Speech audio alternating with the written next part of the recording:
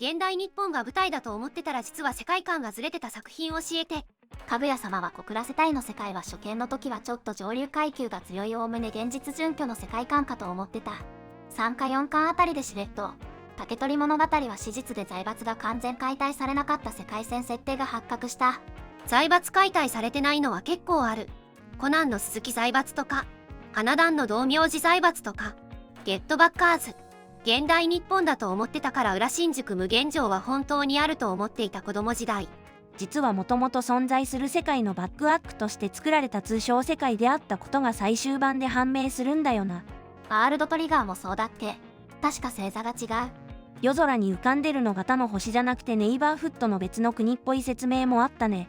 宇宙って月と太陽以外何もないじゃないですか。それ系ならアンデラもだね。何気ない言葉にちょっと背筋が寒くなる感覚いいよね。地球ってなんだ？背筋が寒くなるといえば現代ではないけど彼方のストラも地球を目指してると思ったらどんでん返しだったな。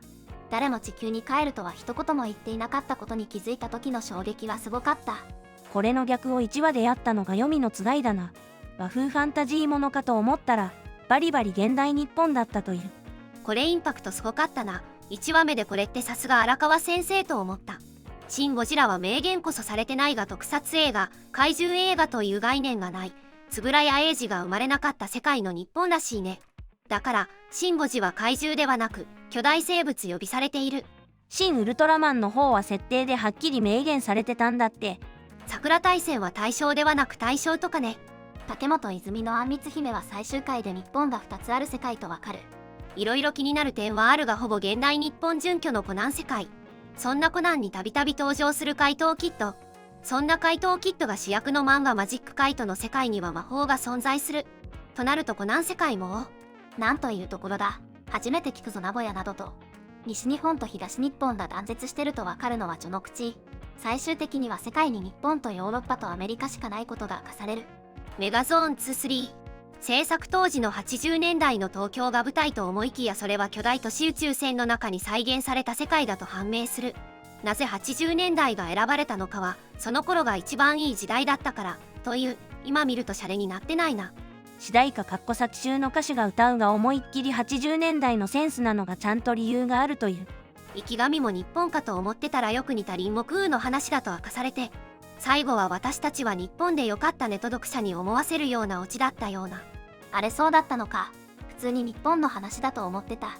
最終回で主人公亡命するんだけどどの国に行くの？で、日本ですで終わり。かつて超古代文明が存在したこと以外は限りなく現実の平成日本と同じだけど、亀という生物が存在しない。祖先の爬虫類が亀に進化しなかった世界という地味な違いがある。そんな平成ガメラ世界。だからガメラを見ても誰も亀に似てるとは言わない。平成ガメラにそんな設定あったのか面白いな。現実だったら誰がどう見ても亀じゃんって見た目だけど作中の人物に亀だとか亀みたいとか言わせちゃうと雰囲気ぶち壊しになるからってんで、亀って単語を決して作中に出さないようにしたらしい。俺よ、東京で散々生きがってた時があってよ。これも反対のパターンになるけど地位と付与もそうかな。いわゆるなロッパ的な舞台だと思って読んでたらしれっと現代日本っぽい施設やら現代的な兵器が出てきたし東京やハワイが存在してたってやつ。チェンソーマンもそんな感じか。単に悪魔というものが存在して認知されている世界というだけでなく、ナチスやら核兵器やらが存在ごと消え失せている世界。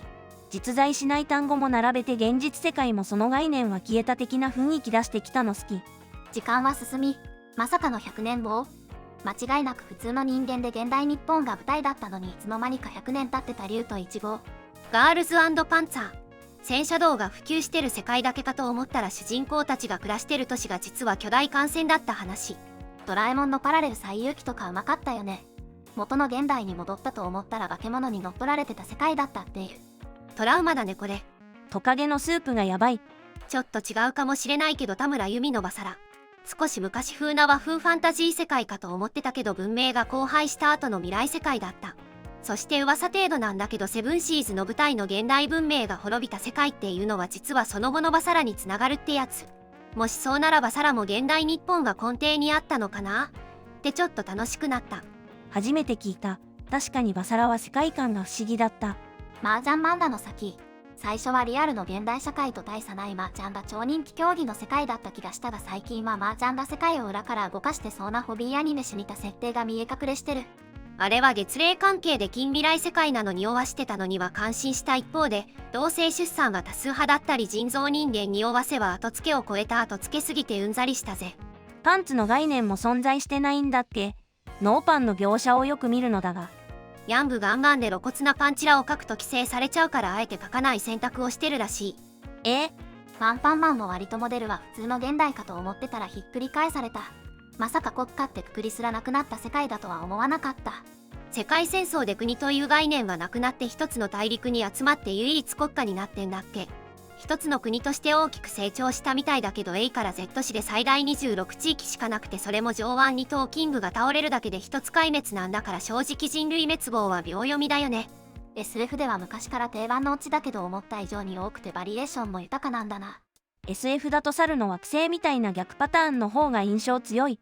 不法占拠地区、日本政府が事実上奪還を放棄した不法集落、ケンガンアシュラ不法占拠区中、基本的に現代日本と同じと思ったら日本の中にヤバいスラム街があった。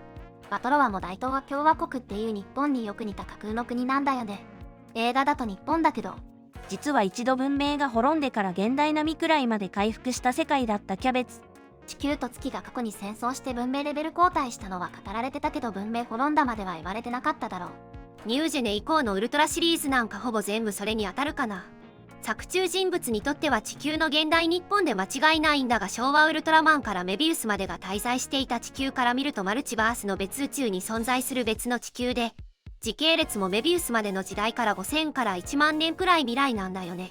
通称暴対法。90年代に起案され不成立に終わった法律さ。ヤクザたちがお嬢様学校のレ城に憑依したアトレイ城。漫画世界だからヤクザの勢いあるのかと思ったらこのシーンが出てきてビビった。フルメタルパニック。よくあるただのロボットの存在する異世界かと思ったらイスパードの存在によって本来の歴史現実世界じゃない歴史を歩んだパラレルワールドだった。現代日本じゃないけどプリンタニア日本が最初はただの近未来かと思ったら、現人類が死滅しており先中の人間はもともと労働用クローン、男性体しか存在しないため生殖や結婚の概念がそもそも継承されていないっぽい、みたいなのが明言されないけどなんとなく作中描写から読者が気づくようになってる、も当てはまるかな。コナンの世界に魔法があったらそれはそれで衝撃だな。ガメラが亀みたいだなんて言わないことにします。実は連載時と単行本掲載ではこんなに差があった。作者さんこだわりの修正をまとめた動画も面白い。次はどんな漫画のネタをまとめようかな。またよろしくお願いします。